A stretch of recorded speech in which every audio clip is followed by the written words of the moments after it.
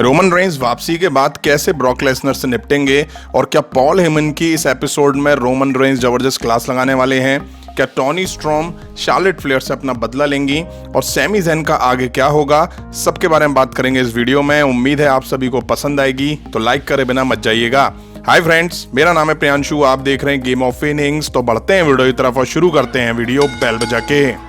शुरुआत करें women's division से, तो ज़ाया ली ने लास्ट वीक स्मैकडाउन में अपनी एंट्री कर ली थी और उन्होंने नाओमी को सेव करते हुए शाइना, सोनिया और नटालिया पर अटैक करा था। हालांकि ज़ाया का डेब्यू मैच लास्ट वीक नहीं हुआ था।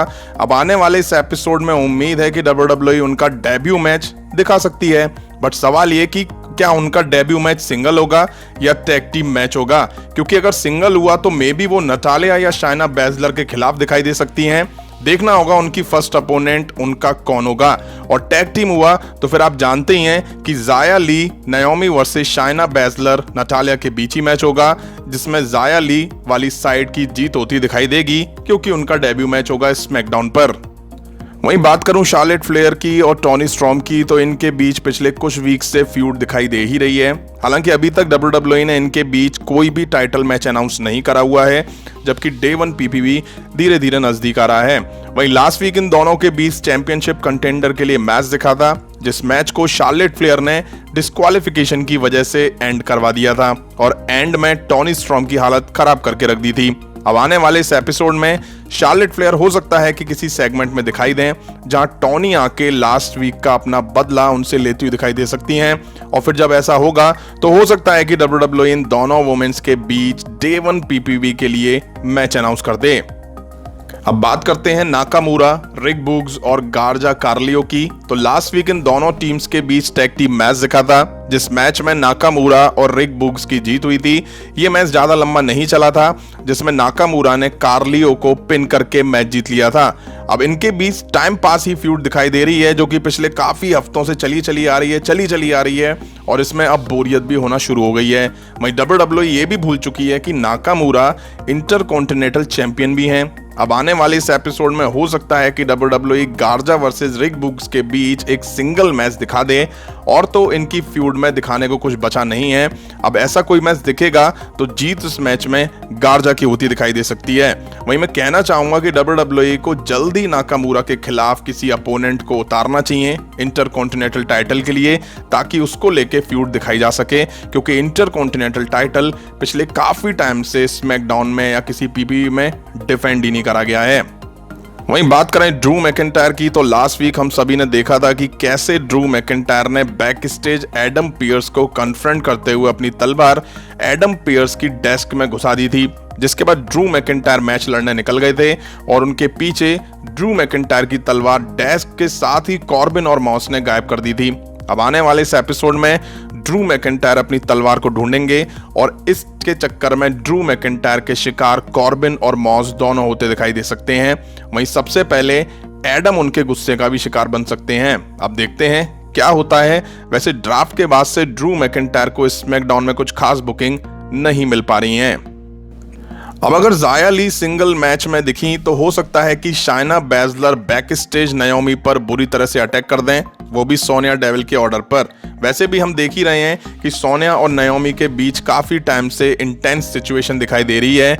अब वो खुद से तो नाओमी से लड़ती नहीं है, इसलिए शाइना बैजलर को ऑर्डर देते हुए वो नाओमी में मार पड़वाती हुई दिखाई दे सकती हैं लास्ट वीक उनके एक्शन को लेकर के, और ऐसा शायद बैक स्टेज शो के दौरान होता दिखाई दे सकता है। वहीं बात कर लेते हैं सैमी ज़ैन के बारे में। पिछले 2 वीक की बात करें तो लगातार 2 हफ्ते से सैमी ज़ैन में मार पड़ती हुई दिखाई दे रही है, जिसमें ब्रॉक लेसनर ने तो दोनों वीक और रोमन रेंज ने लास्ट वीक उनमें मैच के दौरान मार दी थी। अब सैमी ज़ैन ने कहा है कि उनके खिलाफ साजिश हुई थी और मेरे हाथ से एक बड़ा मौका निकल गया, इसलिए वो शायद आने वाले इस एपिसोड में रोमन रेंज के खिलाफ यूनिवर्सल टाइटल रीमैच की डिमांड कर सकते हैं। अब देखना यह होगा कि रोमन रेंज सैमी ज़ैन को ऐसा कोई मौका फिर से देते हैं या नहीं। अब आ जाते हैं ब्रॉक लेसनर पर। तो लास्ट वीक उन्होंने रोमन रेंज की एब्सेंस में सैमी ज़ैन पर बुरी तरह से अटैक करा था। वहीं रोमन रेंज की एब्सेंस में ही ब्रॉक लेसनर और पॉल हेमन के बीच क्या दिखा था वो हम सभी ने देखा ही था, जिसमें पॉल हेमन ने तो ब्रॉक लेसनर को फ्यूचर यूनिवर्सल चैंपियन भी कह दिया था। अब हो सकता है कि ब्रॉक लेसनर इस एपिसोड में फिर से दिखाई दें और वो यहाँ रोमन रेंस के कजिन ऊसोस का शिकार करते हुए दिखाई दे जाएं। और इनके बीच क्या दिखेगा वो अभी बताता हूँ। वहीं रोमन रेंस इस एपिसोड में दिखने वाले हैं जो कि लास्ट वीक नहीं दिखाई दिए थे। उनकी पीठ पीछे पॉल हेमन ने क्या कारनामा करा वो सबको पता ही है। पॉल हेमन ने ब्रॉक लेसनर को जगाया और उन्होंने सैमी ज़ैन पर अटैक कर दिया था और उन्होंने ब्रॉक लेसनर को फ्यूचर यूनिवर्सल चैंपियन भी कहा था, जिसका मतलब साफ है कि वो ही रोमन रेंस को हरा के नेक्स्ट चैंपियन बनेंगे पॉल हेमन के अकॉर्डिंग। अब रोमन रेंस यहाँ दिखेंगे और पॉल हेमन की क्लास लगाएंगे।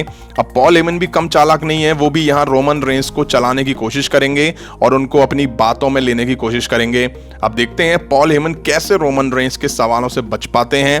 अब पॉसिबल ये भी है कि ब्रॉक लेसनर और रोमन रेंस का सेगमेंट में आमना सामना हो जाए जहां पॉल हेमन भी मौजूद हो सकते हैं। फिर देखते हैं कि इनके बीच ब्रॉल दिखता है या केवल बातों से ही इनके बीच सब एंड होगा। मुश्किल पॉल हेमन के लिए काफी होने वाली है। वैसे मुझे जहां तक लग रहा है तो पॉल हेमन हो सकता है ये कह दें रोमन रेंस से कि सैमी ज़ैन ने मुझे मारने की धमकी दी थी, आप यहाँ पे थे नहीं ट्राइबल चीफ, इसलिए मैंने ब्रॉक लेसनर को भड़का के सैमी ज़ैन को पिटवा दिया। अब हो ये भी सकता है कि जिस तरह से लास्ट वीक रोमन रेंस नहीं दिखाई दिए थे, ठीक उसी तरह इस एपिसोड में ब्रॉक लेसनर भी ना दिखें, क्योंकि डे 1 पीपीवी से पहले अभी भी आने वाले एपिसोड को मिला के 3 एपिसोड बचते हैं और WWE के पास लिमिटेड ही चीजें हैं दिखाने को ब्रॉक लेसनर और रोमन रेंस की फ्यूड में। और WWE चाहेगी कि इन दोनों का आमना सामना थोड़ा डिले कराया जाए। अब देखते हैं क्या होता है, क्योंकि डे 1 पीपीवी से पहले इन दोनों के बीच झड़प दिखेगी तो आने वाला पीपीवी को ही फायदा होगा, टिकट्स में और उछाल आएगा। वहीं बात करें न्यू डे और ऊसोस की तो WWE ने इन दोनों टीम्स के बीच SmackDown title match day 1 PPV के लिए अनाउंस कर दिया है। वहीं लास्ट वीक हमें आरके ब्रो भी स्मैकडाउन में दिखाई दिए थे, जिसके बाद इन तीनों टीम्स के बीच मैच दिखा था कि टैग टीम कौन सी बेहतर है, जिसमें मैच न्यू डे ने जीत के ये साबित करा कि वो ही WWE के इस टाइम बेस्ट टैग टीम में से एक हैं। वहीं आने वाले इस एपिसोड में हो सकता है कि न्यू डे और ऊसोस के एक एक मेंबर के बीच सिंगल मैच देखने को मिल जाए, जिसमें इन दोनों टीम्स के बीच झड़प ही होती दिखाई देगी। और तो मुझे लगता नहीं है कि ज्यादा कुछ इनके बीच दिखाने को बचा है डे 1 पीपीवी से पहले। तो ये था आने वाले स्मैकडाउन के एपिसोड का प्रीव्यू वीडियो, जिसमें मजा बहुत आने वाला है, खास करके रोमन रेंस, पॉल हेमन और ब्रॉक लेसनर के बीच। आपको क्या लगता है, ब्रॉक लेसनर इस एपिसोड में दिखेंगे या नहीं? कमेंट करके जरूर बताइएगा। अभी की वीडियो में इतना ही। पसंद आए तो लाइक और शेयर करें और इस तरह के इंटरेस्टिंग अपडेट्स के लिए चैनल को सब्सक्राइब करें, बेल आइकन को प्रेस करें। मिलता हूं नेक्स्ट वीडियो में। Thank you.